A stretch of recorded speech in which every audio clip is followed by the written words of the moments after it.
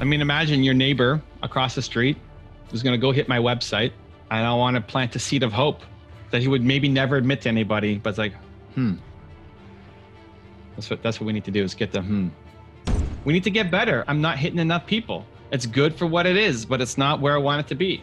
So it has to get better. It's a big nut to crack. But it's the answer. I'm dreaming, oh, I believe in this dream I've been dreaming, oh, I'm dreaming, oh, I believe in this dream I've been dreaming, oh. We're here, it's happening. The legendary marketer for the ages, Mark Drager, is here to push me, build my campaigns, blow up my brand, get me famous. I'm pretty sure it was Road to 10 million. Wasn't that where we started? Road to 10 million. It's all part of it. Where are we, Mark? What are we doing? It's all part of the master plan, right? Well, all part of the master plan. We got to spread believe across the planet, dude. Yes. Well, last month we updated everyone with what we were doing with Facebook. The tests continue. We won't get too deep into that because I saw some comments that said, like, I didn't understand a word you guys said, but it sounds like it's really cool. So this month, I think what we should talk about and maybe explore a little bit more is what we were speaking about last Friday. Are you comfortable sharing some of the stuff in terms of the direction you want to go with your brand, your message, the character you want to represent, the work that you want to do? Yeah. I don't know what you're talking about. Yeah. The Robin Hood. Oh, okay. Sure. Yeah. Let's do it. Great. Okay, perfect. So, well, you know what? I don't even know how you arrived at this, but at some point you texted me and you said, we were looking at your homepage copy. We were looking at how you position yourself and all the different things that you do. And I don't know where it came from. Where did this idea come from for you? Do you remember the idea that you wanted to be like for the little man, for the starter, for the person who doesn't think they can do it? And you're not stealing from the rich and giving to the poor, but you're giving to those who need it. How did you come about that? It's been an ongoing thing. So I guess for people watching, this would be a fun, I don't know where this is going to go. I'm very excited. This has been an ongoing process for me. My favorite entrepreneur is AP Giannini, who was the banker for the little guy, who bet on people when nobody else did. And it's still what I connect the most with. And I've been having, I guess, a lot of interviews with people, all the shows and podcasts and Instagram lives, and in Corona time, it's just been amped up, right? Like the schedules are nuts. Everybody wants to talk. And so I'm having a lot more conversations than my usual schedule, which was already pretty crazy. And so it's happened a couple of times where people ask about the story, and people see different sides. Some people see, especially like when I'm talking to you or the Something People podcast or something, they see my Instagram posts. They see the bravado and they see the, the confidence and all that. And some people see the humbleness and the introvert side. And this has been an ongoing challenge for my brand. And it's been evolving and getting better, I think. But way back to like the Dr. Test crap challenge of show your insecurities and what you're not great at and show you complaining, and that challenge wasn't ultimately very effective, but it led to things like the introvert. I think the introvertedness has been a great part of the new story. I mean, it's part of who I've always been, but how does somebody who's introverted and afraid of being on stage and disappointing people and all that, still go off and do things? And I want to use that more to inspire people. So the Robin Hood concept that I messaged you about was, I still resonate more with the early stage startup person who's just trying to get going more than the big, rich, successful entrepreneur. But what I didn't like was the stealing from the rich part, because I don't feel like I'm doing that, where Robin Hood stole from the rich and gave to the poor. So I've been spending time connecting with people I respect, including you, asking for input, as well as researching AP Giannini and Gary Vee and Princess Di and Jay-Z and Kanye, and just trying to find the model that can build that I can build the brand off of. One thing that I actually came up with that I don't think I sent you but is in the back of my head. I'm going to share my screen so people, this is just his only video so people can see it. I don't have to worry about the audio listeners because we do a podcast together too. I posted this on Instagram 3 days ago, at least at the time of this recording. And you never judge someone without knowing the whole story. He's weird. He's so negative. Let's not talk to him. And then, so it shows all this stuff about this person.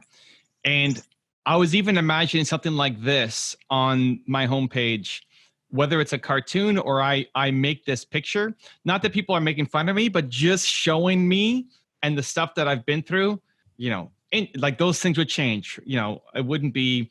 And you're going to be the guy dragging the rocks. But I become, right? Like it's the evolution. It's, I don't know how best to show it, but yes, I'm the guy dragging the rocks, but I'm also, I've broken free of it. So just to show like introvert, divorced, $300 a month, afraid to disappoint people, and whatever else we can come up with that is relatable. Has no friends, is a robot, doesn't show sympathy. I'm joking. Well, there's definitely, I think that's part of the challenge is there's a side of me that that is not relatable to. Definitely not relatable to that I am weird on, and it's like, you are crazy. How can you do that? But that's what's so inspiring. That's the duality of it, right? The fact that you are completely crazy and have attained things that people want to emulate and want to do, and they want what you have, maybe. And then on the other side, you have the side of where you've been. So, but and still am, like, still being introverted, still being afraid to disappoint people, still be afraid to go on stage. All that stuff is still there. So it's leaning in on that to make it relatable, because I want to show. I want to. If you look too perfect, people don't relate to you. It's even the conversation we have with your wife. It's like, well, you seem so happy and upbeat all the time and energetic. Let me explain that. So, okay. We're talking about this, Evan and I, and we're thinking about the ways that, obviously that you could be relatable, and how do we play with this idea of, well, what are the different people? And you've shared in the past that you have this idea that, there are complainers, people who spend all their life complaining. 98% of America, whatever, is complainers, drives to a job they hate, whatever the stuff is you always say that I can repeat.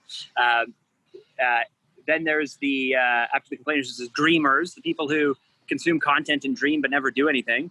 There's the wannabes, people like me for 10 years who thought we were doing something, thought we were making progress, got defensive if someone criticized us, but never really broke out of the comfort zone we were in. And then there's the achievers, the people who want more, strive for more, and do hard things. And then the high achievers, those who consistently do hard things and you never graduate out of that category. I love that model that you came up with. I think about it all the time. It bothers me how long I spent as a wannabe, and even being around wannabes kind of bother me. We got to figure out how to pull people forward. But you had asked me to ask my wife what she thought of all this before we went to Tony Robbins, what she thought of you, what she thought of growing your mindset, why she would connect with you or wouldn't. And ultimately, she said that your level of confidence made her feel worse about herself, because it seems like you have it all together, that you are super confident. She is not. You can't be authentic then. You must be lying because she doesn't have it. And then it made her feel worse about herself. Right. And I don't know how to crack that code, but that was very interesting feedback. I agree. And there's some parts that will still be unrelatable because it's just now what I've become. But there are parts that still are super. So it's leaning on relatable. And so the mission is, if I think about Tony Robbins' website, and I explained this to Mark, but for the audience, if I think about Tony Robbins' website, you go to this website and you see people jumping up and down in the audience and crazy hype. And if you're already in the Tony Robbins ecosystem, you're like, that's amazing, I can't wait to go. And if you're not, then you look at that and say, wow, those people are crazy. That's a cult. This is, what is my husband or wife or friend signing up for? It's nuts. Yeah. So because I want to connect more to not the next level people, but to the early level people, to the complainers, to the people who know that this isn't a happy life. Well, I think if we're sharing, just again, if we're sharing some stuff, something interesting that you'd mentioned is that you draw people in when they're complainers. So 98% of people who aren't doing the things that they want to do are happy, but they just don't even know how to articulate their unhappiness or how to take the next step. You want to be able to appeal to the dreamers, and your content does that really well. But then what's next? And then you want to help the wannabes break through. You want to help everyone at every single step, but your external message, getting to the 10 million, the growth for everybody is more on kind of the bottom end of that funnel, on the top end, the complainers and the dreamers. Yeah. And I think too, alongside that, there's so many people who are the dreamers and wannabes who want to get to the next step, but because they're surrounded by so many complainers, they can't. I mean, they can, but they don't. And so it's why, when I first started really helping you, I also made sure to follow your wife and comment on all her posts and heart all her posts and show the love, because it's, if you're growing and she's not, it can create conflict, and then harder for you. Either you're going to pull her up or she's going to pull you down, or you're going to split. And so I recognize the value of, if somebody's on a growth journey, the people around them need to be on a growth journey as well. And it can be hard for people to articulate to their family, to their friends, what they're doing. They just seem like the crazy person. And so part of the goal would be to have them be able to come to my content. And it starts with the website. It's just how I'm structuring it right now. But to be able to come to my content and to say, not looking for reasons to say, exactly, look at this. Like, you land on Tony Robbins content and you see people going crazy, and you realize, exactly, look at what Mark signed up for. I want the complainer, I want the spouse who doesn't believe in it to see my website and to see my Instagram and YouTube content, and make it easier to then actually buy in, and that my husband isn't so crazy. So this is an interesting thing that I just thought of. So okay. The thing is, the complainers, the people on that side of it are, and I was there for a long time, right? We're sarcastic. We're cynical. We don't think it's possible. We don't believe. It's all the opposite of what you stand for. And so when you're a dreamer, when you're talking to the dreamers or the wannabes, you can talk about believe, you can talk about jumping around, you can talk about all that stuff. I think we're going to have, I don't know how to be neutral and still appeal to the cynics and the sarcastic and the negative people enough so that they don't balk at what you have to say as a fairy tale, as being hokey, as being silly, as being ridiculous, as being over the top. You can't just play neutral to cynics. I'm not trying to play neutral. I agree. I don't think the play is neutral. I think the play is. But the play is also not negative, you're saying, right? The play is definitely not be negative, but cynics are not always negative. There's a piece of them that they don't believe that it's possible. That's for sure. They don't think that they can do something big, but they're not negative 24/7. And I want to appeal to that 1% of them that has a little bit of hope, because I think they're a good person. So the two concepts the only two that I've come up with, and I can't fully put into action yet, which is helpful here, is one, what I just showed you, that cartoon of showing the backstory, of showing the insecurities and all that stuff, of being introverted and shy and all that, and still be able to build something. And two, actually showing me helping people who are like them. Take somebody who comes in who looks like them, who has similar problems as them, and see them getting some hope, because what they're missing is hope. So I think if I'm Tony Robbins, what I do is not show people jumping and dancing, going crazy, but show one of his, what he calls interventions. I wouldn't call it an intervention on the website, because that already sounds like crazy talk. But then show me you helping somebody who looks like me, who's going through issues that I can relate to, which is so most like of it. Dr. Phil. It's like the Dr. Phil or the Oprah, right? That's maybe someone more to model. I don't prescribe to Dr. Phil's thinking or his programming or anything, but he certainly appealed to a certain mindset of people even though he gave them hope, even though he lifted them out, even though he had that hard talk or whatever. I'm not saying you got to copy him, but I don't know enough about like for when I love the Oprah model.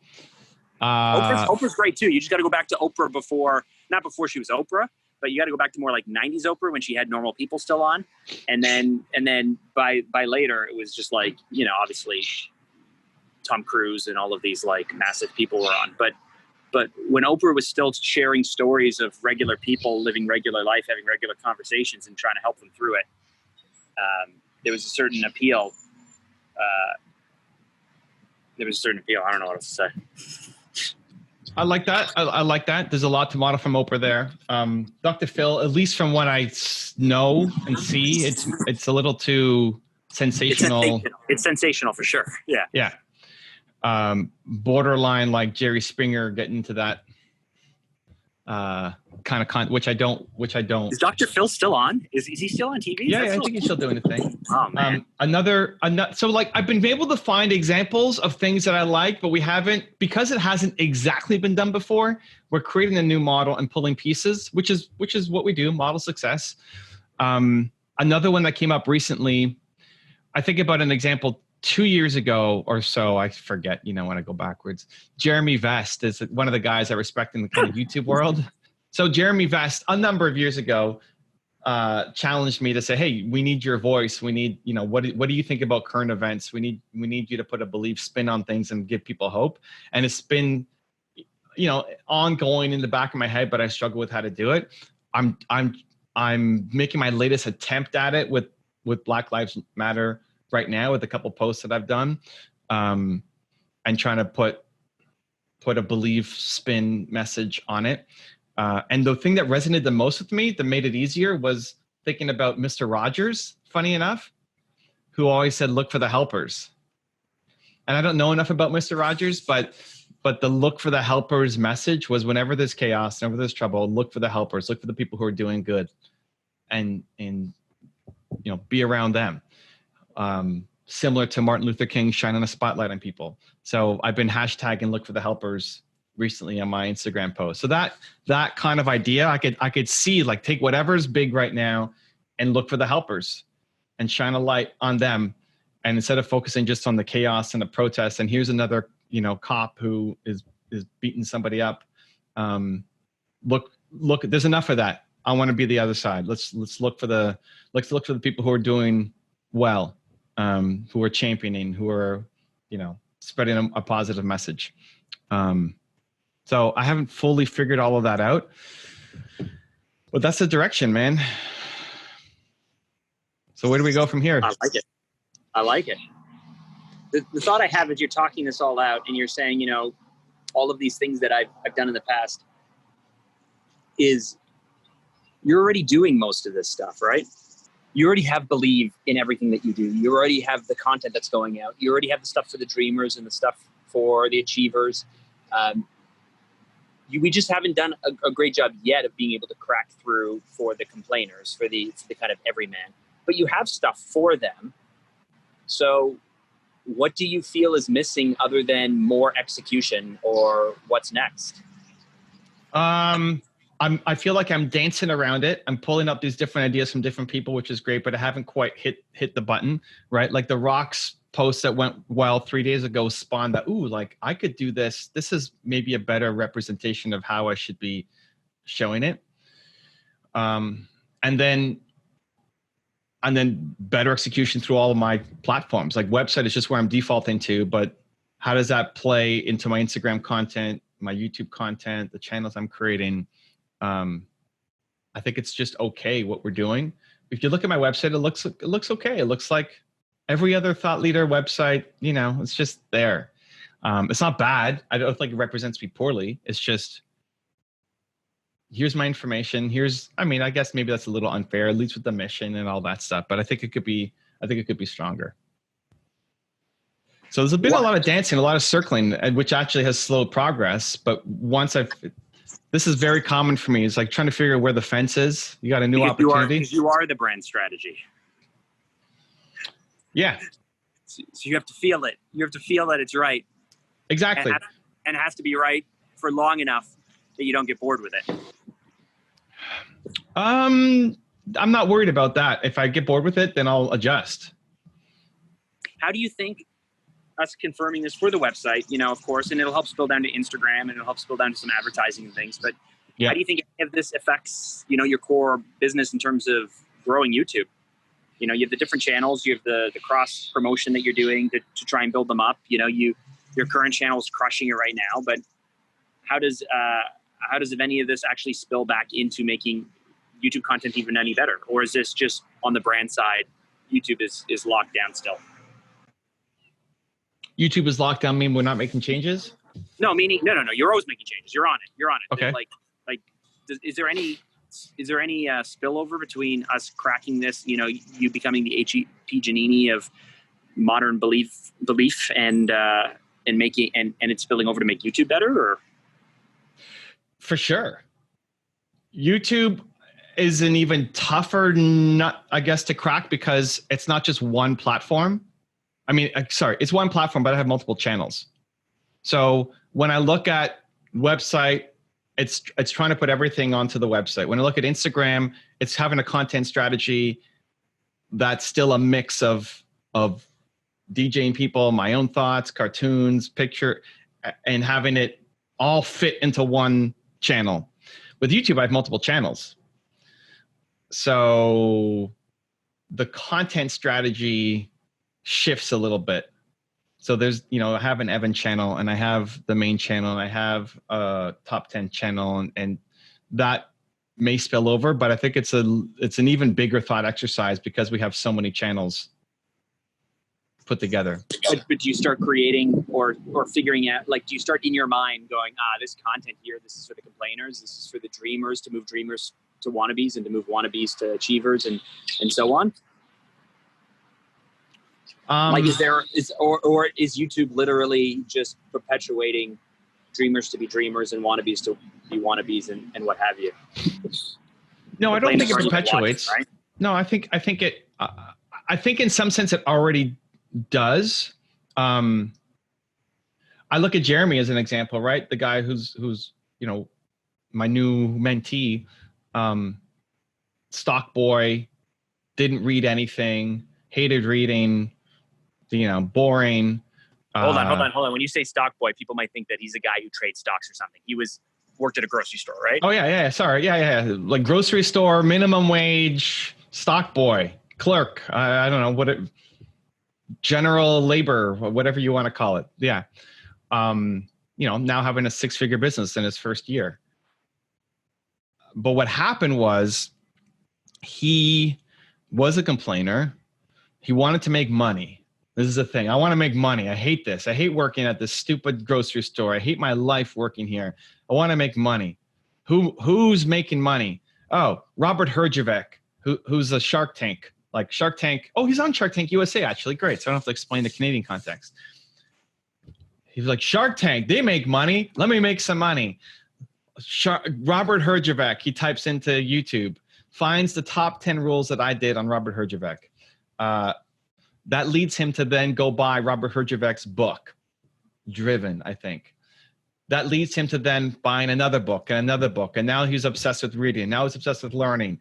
And so that wedge in was, I want to make money, right? Not if you tell him growth and personal development and anything, it's like, forget it. Zero interest. That's not possible. I just need to make more money right now. And now he's all about personal development, all about growth and learning like crazy amounts in the past year. It's nuts. A guy yesterday leads a company called Book Thinkers. It's the largest nonfiction Instagram network, nonfiction books. So he's starting a podcast because I pushed him to do something. And he said, I asked him how he got started in reading books. He's like, he was the complainer too.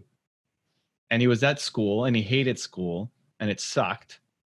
And he wanted to figure out something like this school's not working. I'm bored. I guess it still comes down to like wanting to have a career, wanting to be able to make money. A guy wanted something more. Wanted more. And a professor or a friend or somebody gave him the Robert Kiyosaki Rich Dad Poor Dad book. And it caught him. Said, so where in that book did it did you start, because you hated books, is boring. Books equals textbooks equals boring equals no knowledge, learning sucks. Great. So where in that book did it, at what point you started reading it because a friend gave it to you or somebody you respected gave it to you? And how soon in did you decide, oh my God, this is actually interesting? And he said pretty soon in, because at the close to the beginning, it starts talking about they don't teach you money in school. They teach you money at home. And he looked at his home and his parents were in debt. And he knows he's not learning anything in school. At least he doesn't feel like he is right now. And so, oh my God, this book is speaking to me. And now he starts reading through the book and learning. So this is interesting though. So of the complainers who have a deep desire for more, some kind of, I don't want to say rebel, but some kind of outcast feeling. You know, it sounds like, or it feels like that there's this feeling like there's, even though you're a complainer, there's a desire for more. You feel like people haven't taught it to you. You feel like you were gypped. You feel like it was cheated from you. And that means more than just standing around and complaining. You're only a complainer and not a dreamer, because not because you didn't put in the time or the effort or the work. It's because no one ever taught you how to take the next step even. Yeah, and it's catching them at a moment where even if they're, again, 99% of the time complaining, they have that 1% of like, man, how do I make more money? How do I X? And when they're typing that, I want them to find me. And when they're being referred to, when Mark Drager gives his neighbor across the street who hates his life a link to my website, I want to appeal to that piece of him that exists. But it can't be, let's go crush your big dreams. Because he's like, what are you even, who is this guy? Dreams? Yeah, what big dreams? I have no big dreams. I'm trying to pay my mortgage. I'm getting kicked out, rent, or whatever it is. Or it's easy for you to say you're overly confident. You must be full of crap. You're trying to rip me off. You're trying to sell me. So I'm not gonna complain.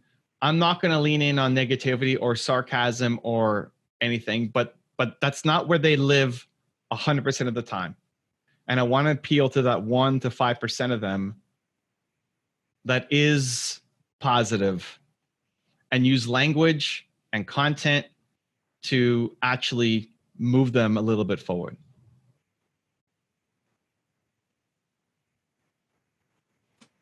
Cool. We just need to write your site now. Well, the site, the site, the content, the content, all of it. You got sent. I know that you sent me a note that J Rise found for you that book. Have you dug into it? The history of AP Giannini. I'm reading it.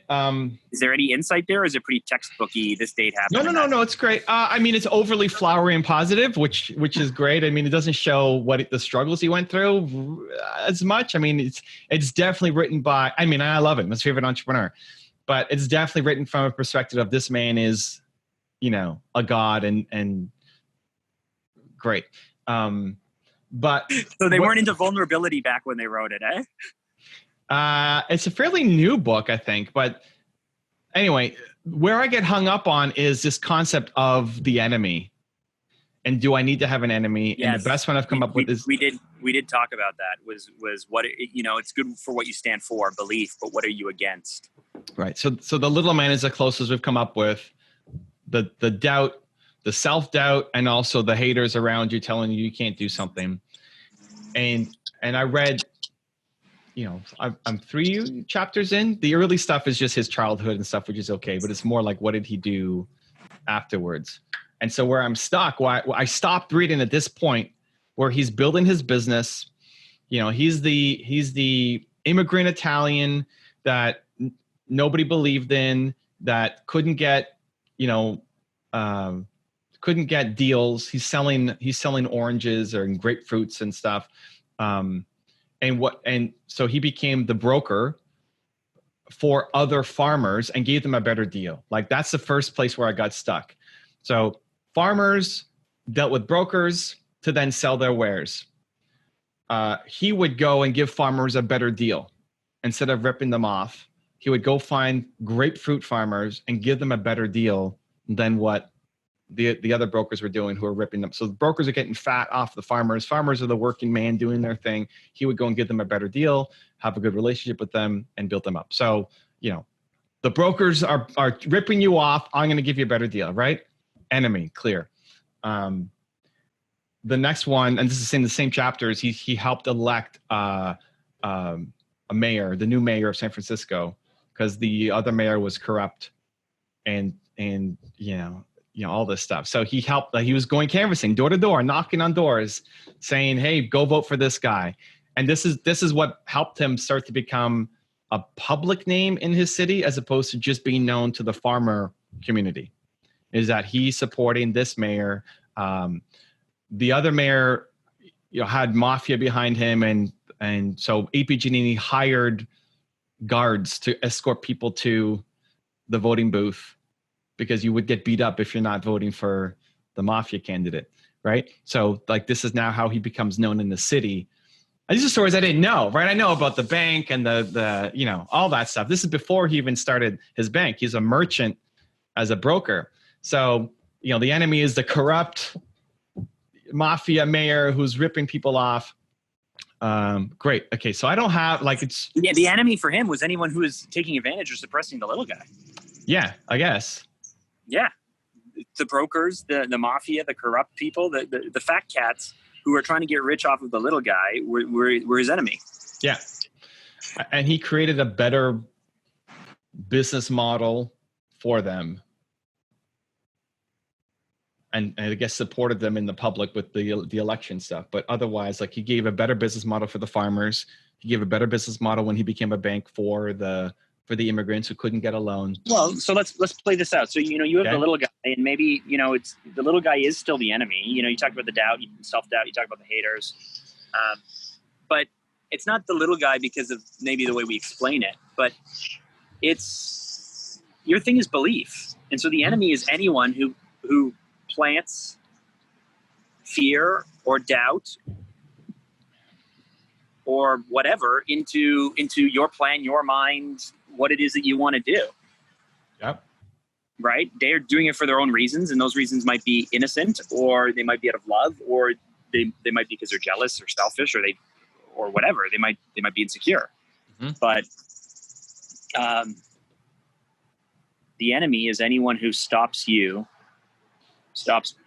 people from taking the step that they need to grow, or whatever it is. I don't know, better words. Sure. I mean, haters, DJ Khaled calls them they say you can't, they tell you suck, so he's, against they. He kind of, I don't know if he's still talking about that, but that used to be his brand on when he was doing Snap stuff.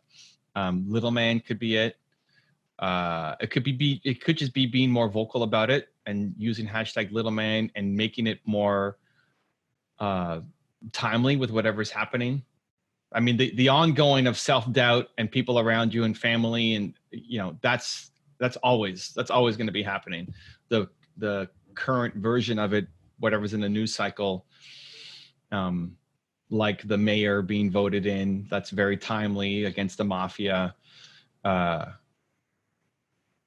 Yeah.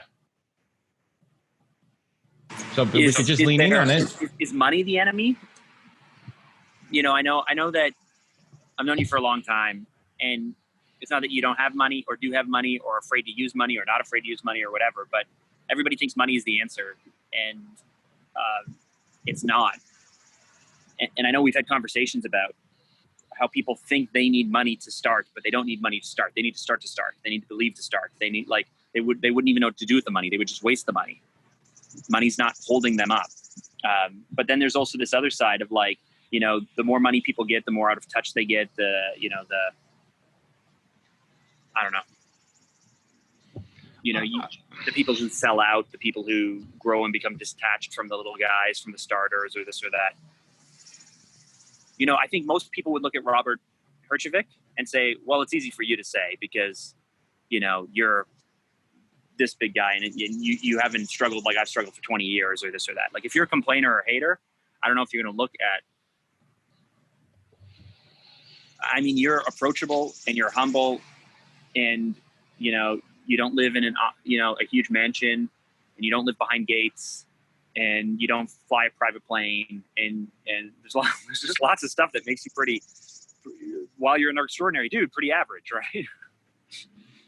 Yeah, and I struggle on the money thing. Like, this could be a big unlock. Because you think about what got Nick to move, what got Jeremy to move, what got them to read a book. It's because they wanted to make more money. They wanted something. They wanted a better life, right? But they would never say, I want a better life. It still motivates the hell out of me. And right. It bothers you, I understand, but I still like material things. I still want material things. I want to build a certain life, and I need money to do that. So, I've told the story about Martin Luther King and Lieutenant Uhura, and that's the thing that got me over making a conscious effort to create more content for minorities. Even like, we just launched our Black Excellence Challenge, or Black Excellence channel, on YouTube. And I'm like, how do I use my voice and what I'm good at to be able to help? I wouldn't have done that 5 years ago. It's like, well, it's just meritocracy. Like, whoever's got the best content, that's what goes up, because I want to learn from everyone. And the first top 10 I did was Kanye West. I mean, and he's on my wall behind me, and Mark was the inspiration. I got so upset at Mark that we made the Kanye West top 10, but I would never, my mindset back then was, I'm not going to show somebody who's a minority just because they're a minority. I'm going to get the best content, and that's what I want you to learn from. But the Lieutenant Uhura, Whoopi Goldberg connection made me realize how important it is for people to see people like them, so that they can actually open up the floodgates to learning. So you come in for Kanye, and you learn from Jobs, and the other way around. You come in from Jobs and you learn from Kanye. And I'm actually now super proud of that you come in to learn from somebody who looks like you, and then I actually open up your face to learn from all these other people. Right? Which is similar. Like, Nick read the book on Rich Dad, Poor Dad, and then read the 7 Babylon, whatever, Richest Man in Babylon, and then 7 Habits of Effective People. And then it just opens up the floodgates. You're like, holy cow, I love learning, right? It's that first step that I was against at the beginning, but then understanding it opened things up. So I haven't made the connection on money yet. I had the challenge. I gave $1,000 away or whatever. I forget what it was. $100 a day. I guess $700. $100 a day for a week. Show me somebody who believes in somebody. Like, who's believed in you in the past week, and I want to give them $100 just because. Mark got voted, but I didn't win. You didn't win. So I still feel weird about it, because I feel like money is not the answer, but people feel like money is the answer. And so, logically in my head, I think there has to be a connection to money for sure. I just don't know what the best.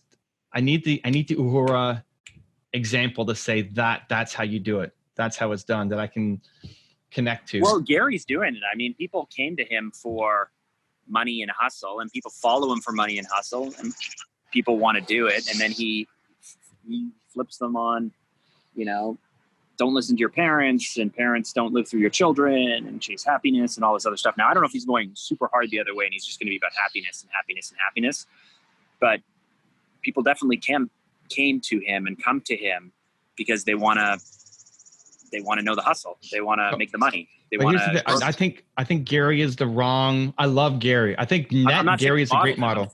I'm saying he's doing it. No, I don't think he is. Like, I think people look at Gary. Your first impression of Gary is not a good one.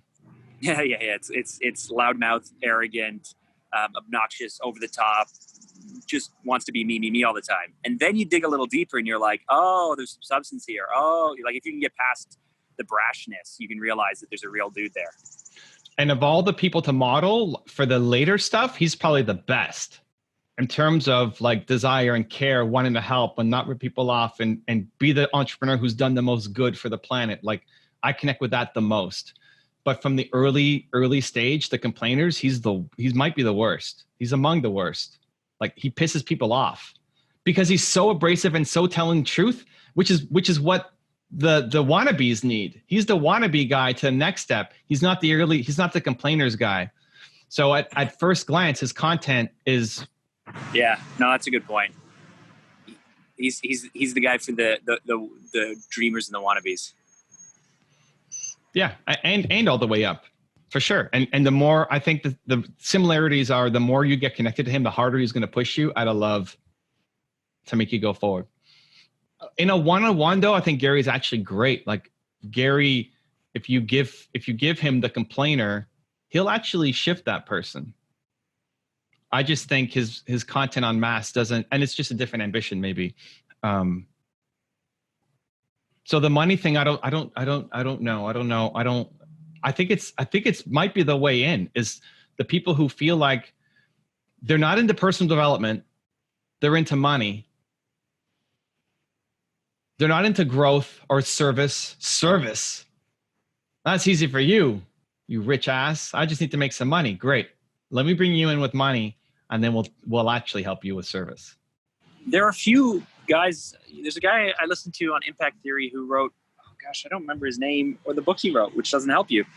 But I got to dig it up. There's a guy who talks about money unlike anyone else who talks about money. He launched a book in 2009, right during the recession. But it's like just super entry level, super average, but clear.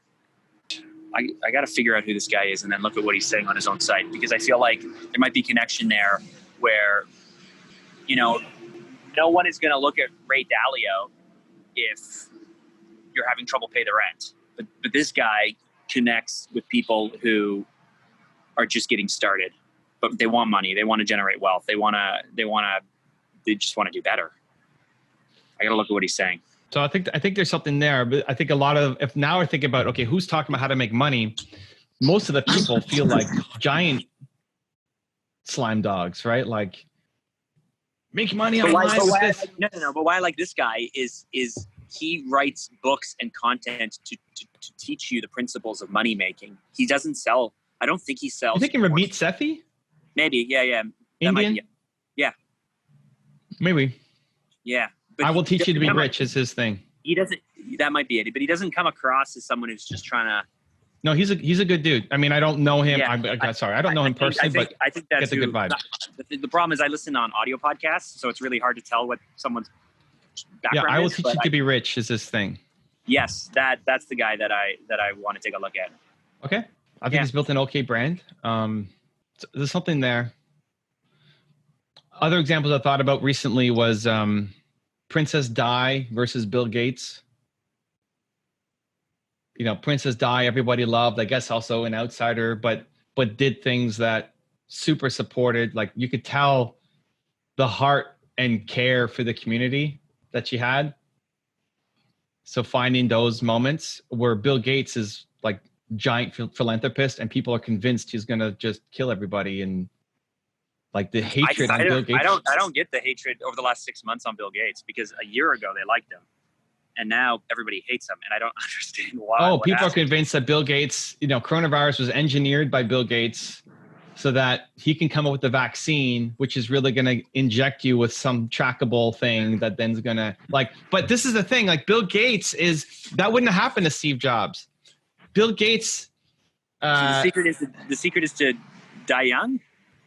No, just Bill Gates was almost never loved. Right? Oh, no. Yeah. Bill Gates.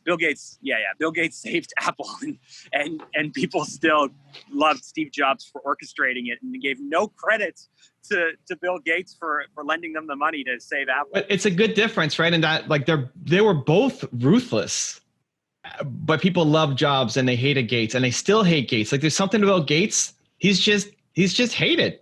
He's just hated. He had a little bit of a moment. And I've learned a lot from Bill Gates. It's not that you can't learn from him, but that difference in the persona. Today I was looking at Jay-Z. And Jay-Z, 2008 went on tour with Obama, standing on stages, vote Obama, using his voice and everything. And I'm like, well, where's Jay-Z? Like, what's Jay-Z doing right now? This is Black Lives Matter. Where's Jay-Z right now? Isn't he paying? He's paying legal fees and stuff, and he's supporting that guy who was murdered and trying to get him out of jail and all of this stuff. It feels and he took out a full page ad in the Washington Post or something, right?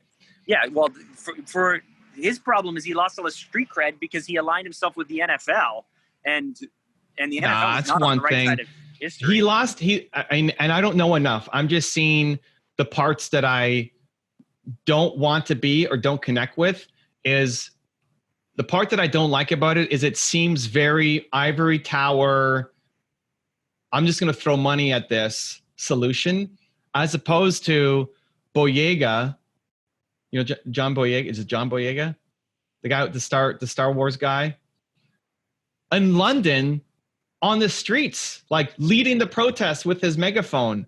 Kanye yesterday went in Chicago in the streets, not leading, little kind of backseat, but showing his support, right? It's like, I don't want to be still that aging rock star, ivory tower, disconnected. Let's just throw money at this.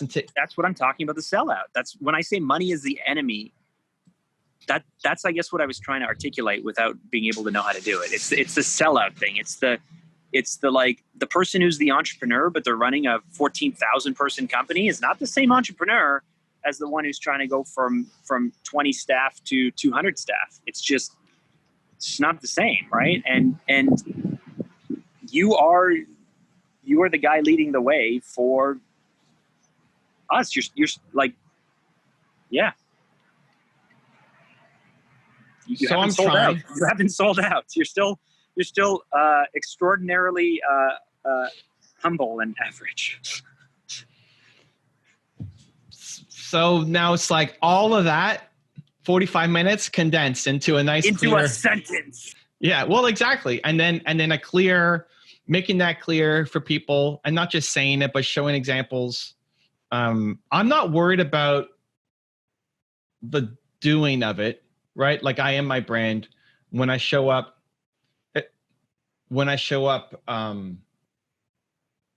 for events and spend 4 hours in the lobby, like I'm not worried about that going away. I just love it too much. When I'm answering, people are like, how are you answering so many messages on Instagram? If you look at my Instagram stories right now, it's just flooded with, and I don't get to all of them. Like I feel bad that people ask me questions and I'm not answering them, even though like it's story after story. I love it. It's so much fun. I'm like passing out in bed about okay, let's just do 2 more, right? And respond. So I used to be worried that would go away. I used to be worried of becoming the aging rock star. I'm not as worried about it anymore.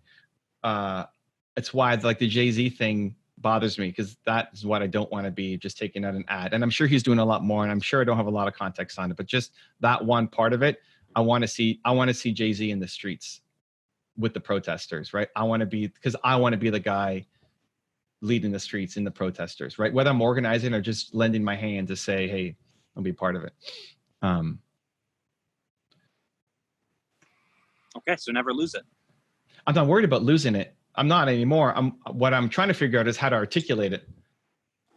I think with you, I think we find a few. I don't even think we need to find a few right statements. I think we write something the best that we can, and you'll live it. The reason you liked Thought Leadership Academy, because you brought 15 people in who cared and tried to help these 15 people every single 6 months. And every time you went, I don't know if we're going to do it again, and then you wanted to do it again, is because you liked working with those 15 people. Mm-hmm. Yeah, it's cool that you can stand in front of 5,000 people and speak on a stage. It makes a big impact. You need to do that. I still think you need to do that when that comes back. Help spread the message. But you'd rather work with the 15 people for 3 days. You would. And mm-hmm. So, the fact that you support Kiva, and the fact that that you're so accessible, and the way that you're crafting your products, the Momentum Makers group and everything else. I think that we have it. We know what we want to say. We have the products. The work that I need to do, or that we need to do together, is we just need to simplify and bring clarity to the steps and the structure. Like, just, there's so much going on. There's so many different things you're doing. People know you for all of these different things. I think you think that the answer is figuring out the core, but I think you have the core. I think we just need to simplify now the products and the expressions of it, so that way every step makes sense. I agree. I think the core is there. I'm not even so worried about every step making sense. I think it's just the the positioning, the communication, which then leads to execution and content and strategy and all that. So all, this whole thing wrapped up into very clear positioning. It could lead to some actual structural changes in the content and in my activities and what I'm doing, like doing more Instagram lives, like doing more asking questions, like investing more into Kiva, like doing more, I don't know, other campaigns. Having that clarity could add to what I'm currently doing.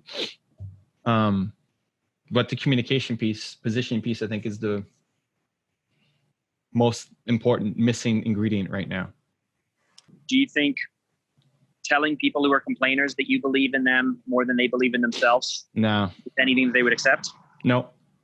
Imagine going across to your neighbor across the street and I'm going to show up and say, hey man, I believe in you more than you believe in yourself. He's going to kick me off his lawn. He doesn't want to hear that. Yeah.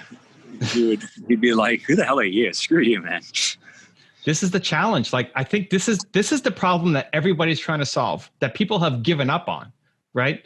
Like, yeah, I've heard Tom say about it. Tom says all the time he wishes that he could care for other people, that he could try for other people, because it just annoys him how much apathy is out there. He doesn't know how to connect to those people. Mm-hmm. It's a big nut to crack. But it's the answer. It's the answer, dude. It's the answer. It's so the answer. Whole game. It's the whole it's game. The whole game. Yeah. So seeing people like them, I mean, maybe it's even mixing in some of the content from the YouTube channel that's not me. Just that it's possible. I think there's definitely that's going to be a duality in everything I do, is that here's my stuff and I'm accessible, and here's what I've learned from all these successful people that you should learn from too. Okay. I don't have answers. We have to work through it. We have to continue to work through it. Okay. We need to write. Is that the next step? It is for me, in the way that I think, in the way that I work. I mean, it's basically, think about the process when you arrived at Believe. You sat down and you just started writing out, the list of the 40 or 50 different things. And then finally you were like, I don't need all those words. All I need is the word believe, because that's all that really matters. But the process was sitting down and putting pen to paper and just seeing what comes of it. That's the next step usually in my process. Okay. I mean, imagine your neighbor across the street is going to go hit my website, and I want to plant a seed of hope that he would maybe never admit to anybody, but it's like, That's what we need to do, is get the It's what it is? It's the message that it's not these words, but it's the sentiment. You don't have to wait. If every weekday felt like the weekend, if your current work felt like what you think retirement was going to be like, if your months and weeks and years could feel like when you're on vacation, those are the things that complainers understand. The complainers understand the escapism, right? They understand the weekends are great. The vacations are awesome. Retirement one day, I'm working for my pension, right? They escape from what they don't like. And the answer is not what you said to me the other day, which is, I want you to still love it. Just love it. But it's just insignificant compared to all the other things you love, because that's still too crazy for complainers to understand. It's I want you to love it less. I want you to love it least. So good. Yes. So you good. can like that line, but the Great answer line. is just, what if you liked Monday as much as you liked Saturday? I think imagine that as a headline. I don't think he reads it.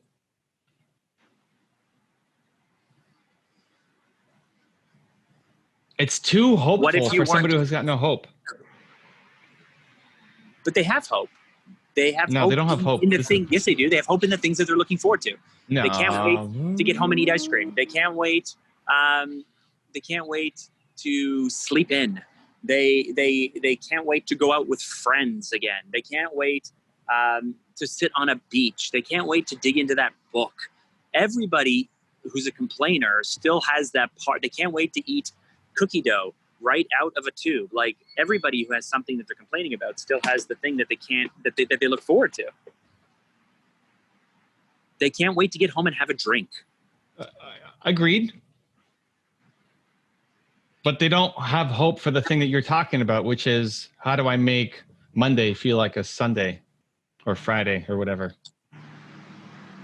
It's a jump. Like the guy across the street doesn't feel like Monday is the same as a Saturday.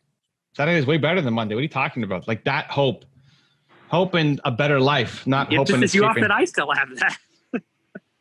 I still like my Saturdays a lot. I love that you like it a lot. I'm not saying like it less. Just like at least. Like at least. Yes, I know. I've told a few people this line, and people are like, "What the hell does that mean?" It's so good. Yeah, because you're talking to complainers. It's so high achiever that even if achievers struggle with don't love it less, love it least. Yeah. Of course, that's the last stage, dude. If anybody wants to know what we're talking about, they just got to go listen to the Something to Prove podcast. Right. Yeah, from the I guess it'll be the episode that comes out the week of June 8th. All right. Yeah, that's definitely not the early stage message.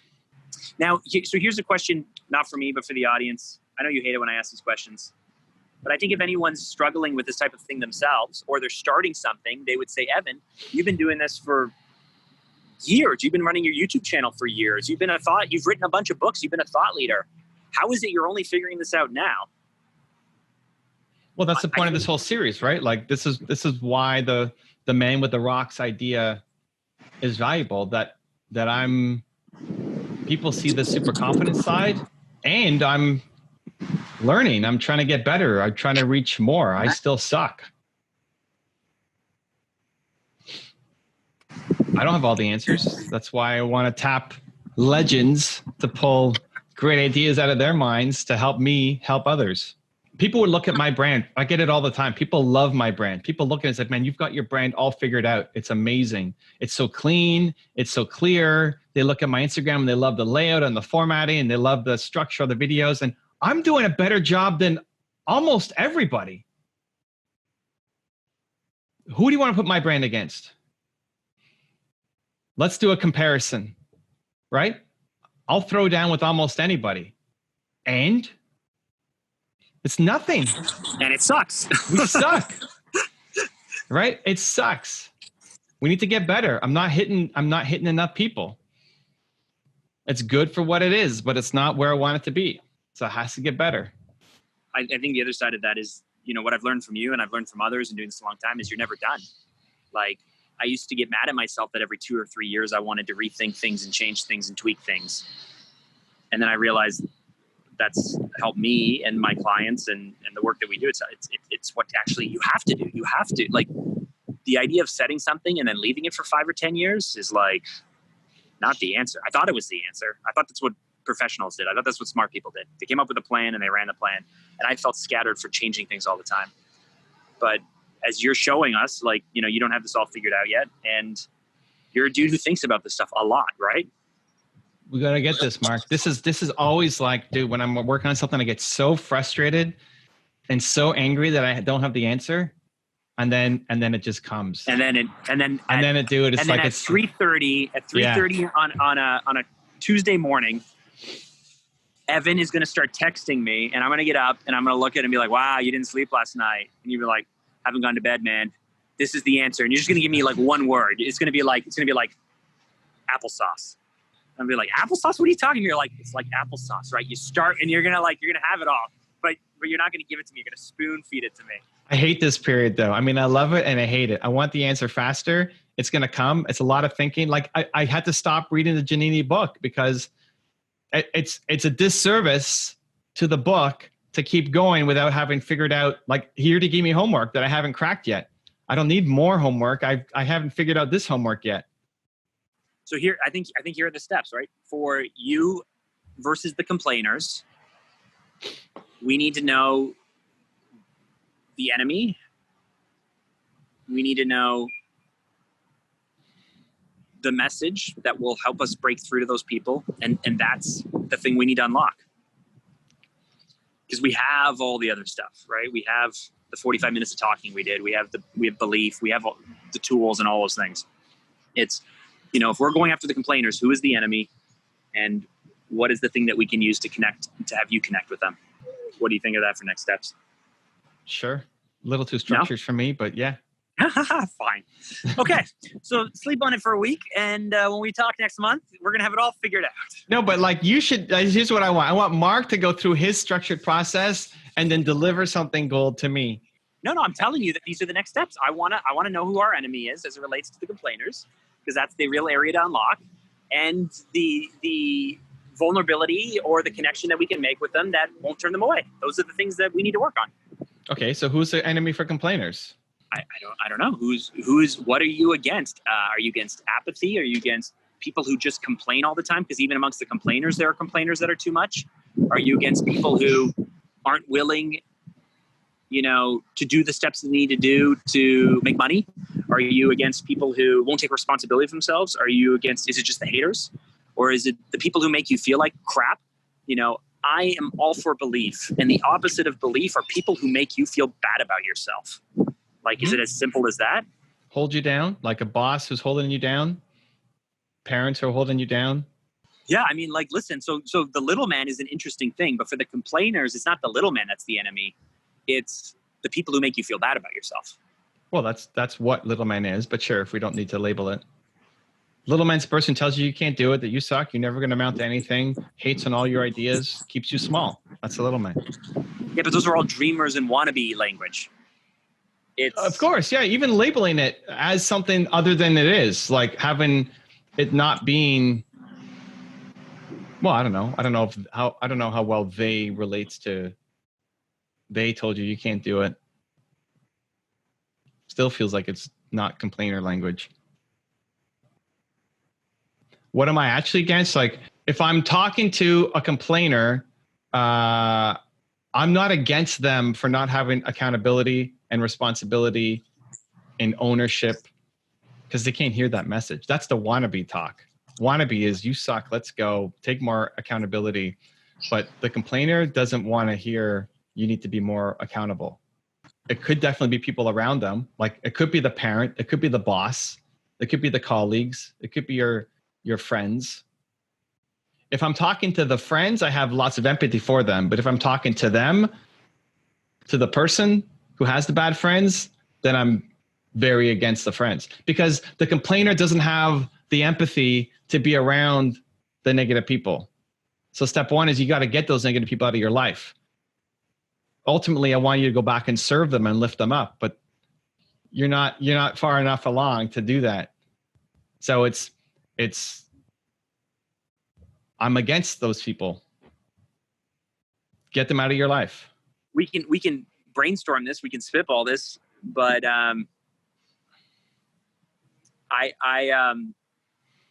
my process is usually just being able to sit down and think it through and write it and delete it and then massage it and change it and then be like, there's something there.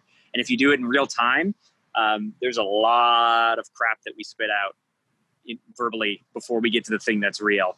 So I like to do that on a page. I like to stew on it and sit on it and then get the thing that I'm really excited about and then pitch it to you and you go, nah, it's not right. Okay. And then we try it again. All right. Let's do that then. Here we go. Let's do that. Let's do it fast, but let's do that. Exactly, Mark. Exactly. Let's do it fast. Let's get some progress. Let's get some momentum happening. Yes, let's go. If you want to see Mark Drager deconstruct and then reconstruct our amazing Facebook ad strategy, check out the link right there next to me. I think you'll enjoy it. Continue to believe. We'll see you there.